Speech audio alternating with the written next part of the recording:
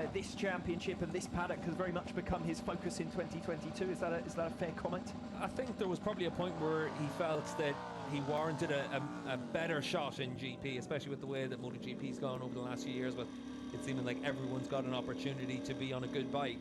And I think Alvaro felt that maybe he missed out in the window for that, but coming to Superbikes, I think he's also been able to understand that being able to win races is the most important thing, and he's been able to do a lot of that over the last year with Ducati and then the 2019 season as well. Bautista is your world champion then, 11 years on for Ducati. Still some title races to seal up, of course. The Manufacturers' Championship, Razgatlioglu's pegged back another 5 points this afternoon on behalf of Yamaha, so 49 points the gap. They couldn't quite get that up to beyond the 60 to confirm the Manufacturers' Championship this weekend. So that's going to go to Phillip Island, and obviously plenty of points on offer for the teams because it is the top two riders it's the two riders, I should say, from each team who count in those terms.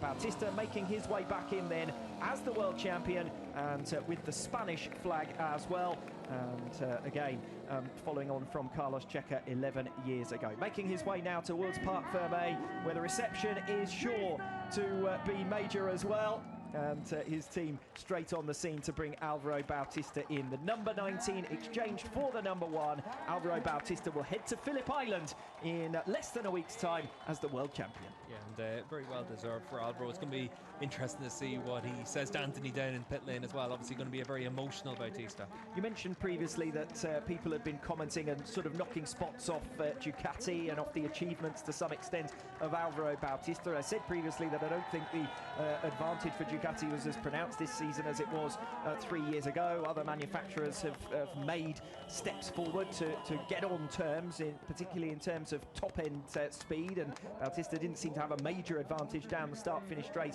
here in Mandalika this weekend, for example. But that will have hurt Bautista, because the performance that he's put in this year certainly a great deal better than he did 3 years ago. Yeah, it's been a complete season from Alvaro, and it's very possible to say that Alvaro's had a perfect season while also saying that the Ducati's the best bike to be on out there, and I think that's the case, and I think you'd struggle to find anyone in the paddock that would dispute that as well. Alvaro hasn't made mistakes, whereas the other championship rivals have. Toprak 66 points behind at this stage.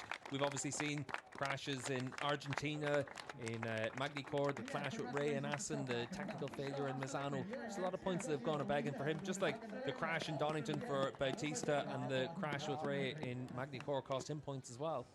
And as far as Alvaro Bautista is concerned, not only will he be well aware that a world championship in motorsport is won by a combination of bike, team and rider, he's also been at pains to say that he is the only Ducati rider in the top 3 in the world championship standings, and had it been for one of the others fighting it out on behalf of Ducati, obviously they'd be behind Razgatlioglu and Ray. So the man has made a difference. Scott Redding had a good go on that Ducati and couldn't find a way to beat these two men. Yeah, the one thing about that as well is though riders are paid to be that lead rider. Alvaro, Toprak and Johnny are paid to be the top dog in their manufacturers.